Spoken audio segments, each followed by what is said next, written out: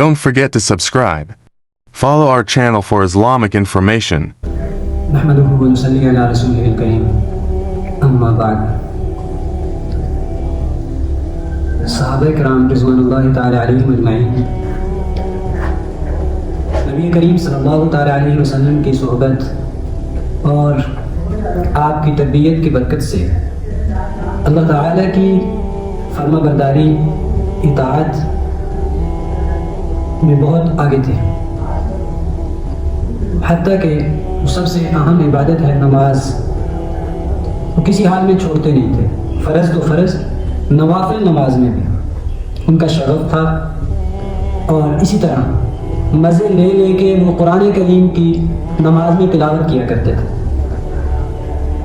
اور اتنی محبت کے ساتھ، اتنی شوق کے ساتھ، اتنی قلبی لگاؤ کے ساتھ وہ قرآن پاک کی تلاوت کرتے تھے کہ اللہ کے فرشتے ان کا قرآن سننے کے لیے اترا کرتے تھے۔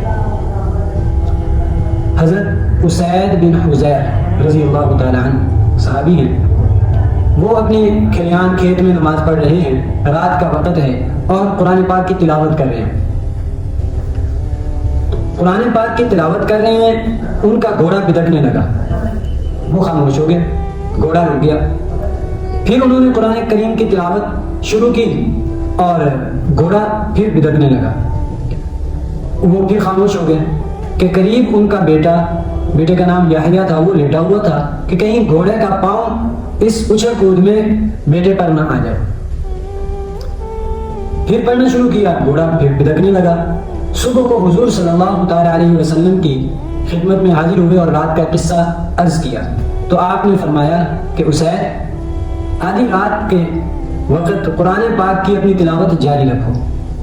چنانچہ اگلی رات انہوں نے پھر تلاوت کی، تو پھر اسی طرح ہوا۔ اگلے دن پھر نبی علیہ الصلوۃ والسلام کی خدمت میں حاضر ہو کے عرض کیا، آپ نے فرمایا اپنی تلاوت جاری رکھو۔ جب تیسری دفعہ بھی ایسا ہوا تو کہتے ہیں میں نے اوپر دیکھا، مجھے ایک صاحبان نظر آیا اور میں اس کو دیکھا، وہ اوپر اٹھنا شروع ہوا، حتیٰ کہ آسمان کی طرف جاتے جاتے میری نگاہوں سے اوجھل ہو گیا۔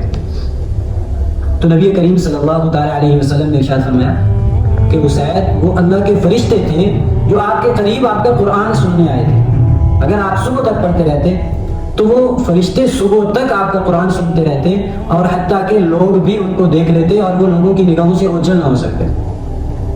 یہ صحابہ کرام کا قرآن کے ساتھ اور نماز کے ساتھ محبت اور لگاؤ تھا۔ اللہ کریم ہمیں بھی ایسا ہی قرآن اور نماز کے ساتھ محبت اور لگاؤ نصیب فرمائے۔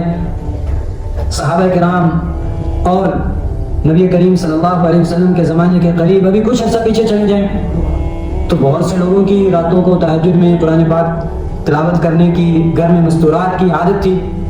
آج کل اس میں بہت زیادہ کمی آ گئی ہے، خاص طور پہ چونکہ ڈیجیٹل دور آ گیا، موبائل نیٹ آ گیا، تو اسی میں زیادہ مصروفیت ہو جاتی ہے اور اسی میں ساری رات بعض اوقات ضائع ہو جاتی ہے۔ اللہ کریم اس کے شر سے ہماری حفاظت فرمائے اور اس کا مثبت استعمال ہمیں نصیب فرمائے۔ وما علینا الا البلاغ المبین۔ Islamic or information.